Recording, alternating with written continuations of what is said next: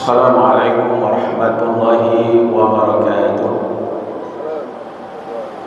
Alhamdulillah wa syukurillah, salatu wassalamu ala rasulillah, asyhadu an la ilaha illallah wahdahu la syarikalah, wa asyhadu anna Muhammadan abduhu wa rasuluh.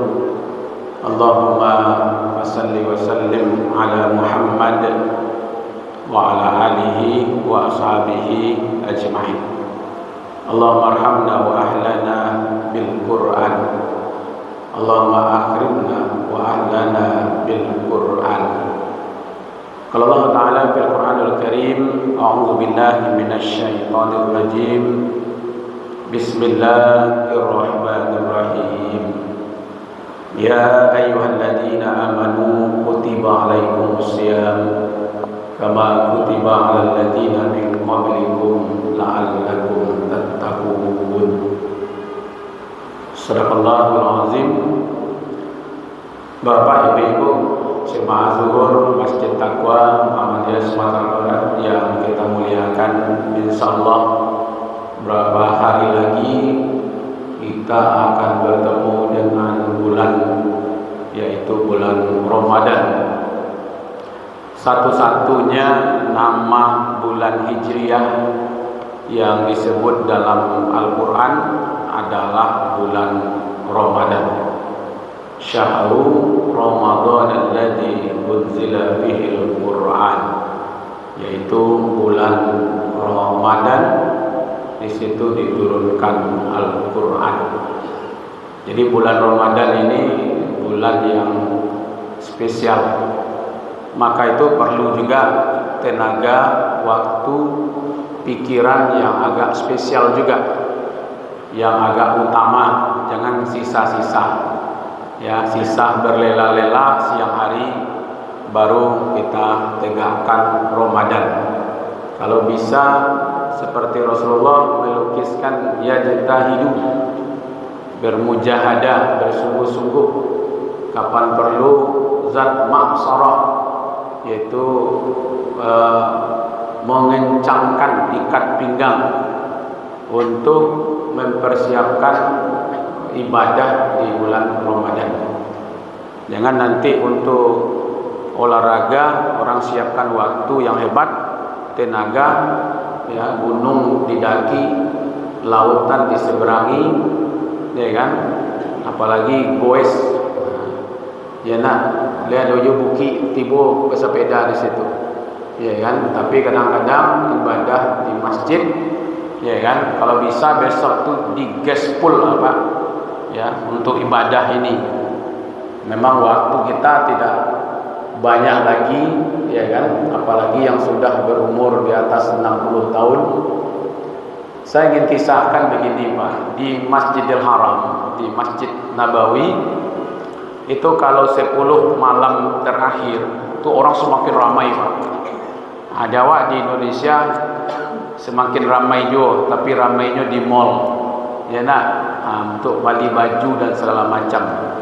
Satu kali Pak, ada orang India, kakinya cuma satu, ikut sholat berjamaah di Masjidil Haram 20 rakaat, kemudian istirahat. Setelah istirahat jam 3-an itu sholat tambah 8 rakaat. Setelah tambah 8 tambah 3 witir. Jadi 10 malam terakhir itu 31 rakaat orang sholat di Masjid Nabawi dan Masjidil Haram. Sanggup dia Pak dengan kaki satu itu sholat. Panjang-panjang ayatnya, juz 1 malam dengan satu kaki. Tapi mungkin karena hati, ya, karena imannya itu, semangatnya itu luar biasa, gitu ya. Awak di Indonesia kaki 2 Pak, bala biasa seketik imam baca ayat, alhamdulillah ya Allah, imam kami malam kini panjang ayatnya ya Allah, sehingga banyak amal kami ya Allah, gitu Pak. Atau mengurut-ngurut saya besok nyetamui pengurus, Pak pengurus, kok imam nanti tadi malam barang malam jawab kok. Kalau modelku panjangnya merasai jawab kok. Lah balabih lo amal mangko merasai. Kenapa? Karena kita tidak siap Pak. ya kan, tidak siap dalam menghadapi bulan yang penuh berkah ini gitu.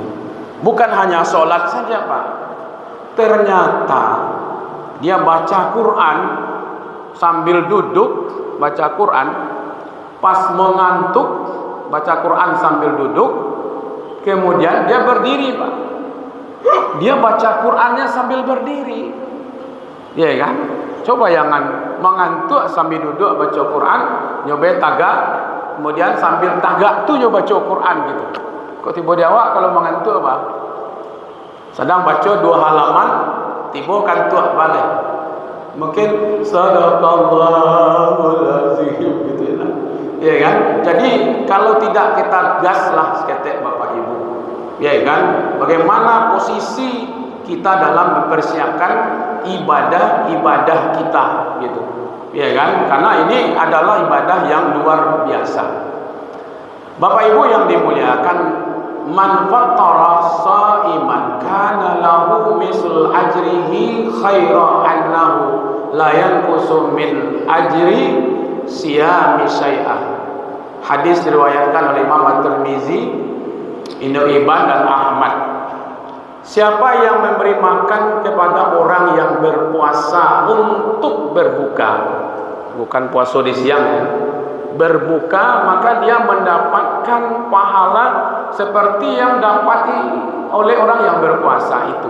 Nah, saya ingin ceritakan pada Bapak, di Masjid Nabawi dan Masjidil Haram itu sebenarnya setiap hari Kamis dan Senin harian ini itu banyak orang bersedekah makanan, walaupun sederhana Pak.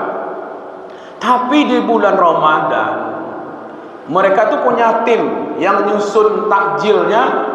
Ini timnya, nanti di pintu, di jalan-jalan masuk masjid itu ada yang mencari Pak, siapa yang akan berbuka di tempat dia. Begitu Pak. Kalau seandainya ada jemaah mulai dari jam 5 atau jam berapa sudah asar itu, mereka baca Quran, mereka berzikir serius untuk beribadah, itu tim perbukaan tadi Pak, dia duduk di samping orang yang beribadah itu, ditunggu selesai ibadahnya. Nanti kalau sudah selesai saat berbuka, mereka tarik tangannya itu supaya berbuka di tempat dia.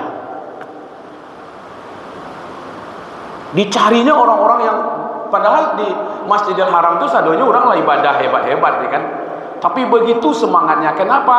Karena dia ingin mendapatkan pahala yang didapatkan oleh orang yang dia beri perbukaan. Bukan hanya pahala puasanya.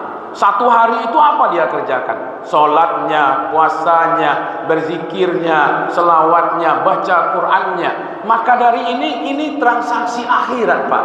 Tidak ada kehidupan sebenarnya dalam kehidupan kita kecuali hanya kehidupan akhirat. Seperti Rasulullah di waktu membangun Masjid Nabawi, memikul 2 bata. Ikut Rasulullah membangun Masjid Nabawi, memikul 2 bata, lalu melihat orang memikul gandum, memikul kurma dengan karung yang besar ke arah pasarnya di sebelah Masjid Nabawi. Apa kata Rasulullah? Pikulan saya ini lebih hebat dibandingkan pikulan si fulan yang membawa kurma dengan karung yang besar. Karena pikulan Rasulullah untuk membangun masjid adalah pikulan untuk amalan akhirat, sementara pikulan kurma yang berkarung itu adalah pikulan untuk dunia. Begitu mencari ibadah, maka Bapak pikulah ke masjid ini apa yang bisa Bapak pikul.